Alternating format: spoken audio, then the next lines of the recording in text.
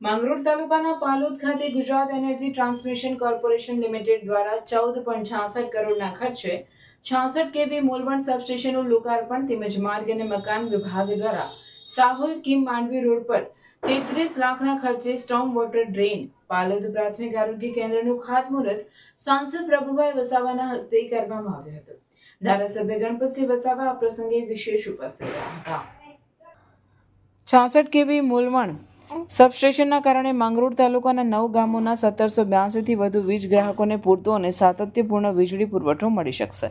સુરત જિલ્લામાં કુલ 134 સબસ્ટેશનો કાર્યરત છે, જેમાં પાછલા 5 વર્ષમાં સુરત જિલ્લામાં નવા 30 સબસ્ટેશનો શરૂ કરવામાં આવ્યા છે.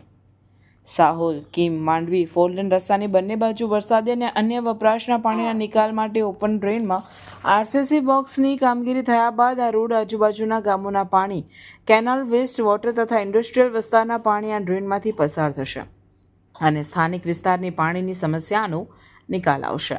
આ પ્રસંગે 156 વિધાનસભાના સંયોજક દીપકભાઈ વસાવા, માંગરોળ તાલુકા પંચાયત પ્રમુખ મનહરભાઈ વસાવા, સુરત જિલ્લા પંચાયત સામાજિક ન્યાય સમિતિના અધ્યક્ષ અમીષાબેન જગદીશભાઈ પરમાર, સુરત જિલ્લા પંચાયત શાસક પક્ષના નેતા લાલુભાઈ વસાવા, જિલ્લા પંચાયતના સભ્યો અફઝલ પઠાણ, જિલ્લા પંચાયતના સભ્યો કાનાભાઈ વસાવા, અનિલભાઈ શાહ, જેટકોના MD Upendra Pandey, chief engineer Rathod સહિત અધિકારીઓ, ગ્રામજનો ઉપસ્થિત રહ્યા હતા.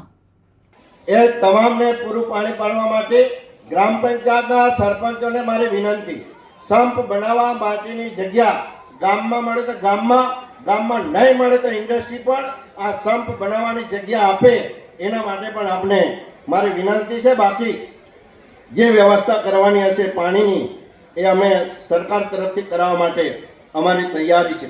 આરોગ્યની ચિંતા કરતા આરોગ્યનું પણ એક નવું 1,27,00,000 રૂપિયા રાજ્ય સરકારમાંથી ગણપતભાઈ વસાવા સાહેબ બાલોદ ખાતે મંજૂર કરાવી અને એનું પણ આજે આપણે ખાતમુહૂર્ત કર્યું છે.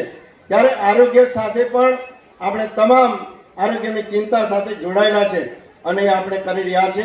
સમયના અભાવે લાંબી કોઈ પણ બાબતમાં નહીં પડતા છેલ્લા એટલું જ કહીશ કે અહીંયા માંગરોળ વિધાનસભામાં આજે આપણે આ ઉદ્ઘાટનના કાર્યક્રમો કરી રહ્યા છે. મારે ગણપતભાઈ સામે બેઠા છે એટલે વખાણ કરવા માટે બે વાત કરું એમ નહીં, પણ અમારા એનાઉન્સરે વાત કરી એ પ્રમાણે ખરા અર્થમાં વિકાસ પુરુષ તરીકે એમણે ઉપનામ મેળવ્યું છે અને આખા ગુજરાતમાં માંગરોળ વિધાનસભામાં ઉડીને આંખે વળગે એટલા પ્રકારના કામો છે. શિક્ષણના, આરોગ્યના, રોડ, રસ્તા, પુલ અને આ સિંચાઈનું પાણી મારે કહેવું નહીં જોઈએ. આ ઉકાઈ ડેમ આજે સોનગઢ, ઉચ્છલ, નિઝાર, કુકરમુંડા તાલુકાના આજે 1970માં કે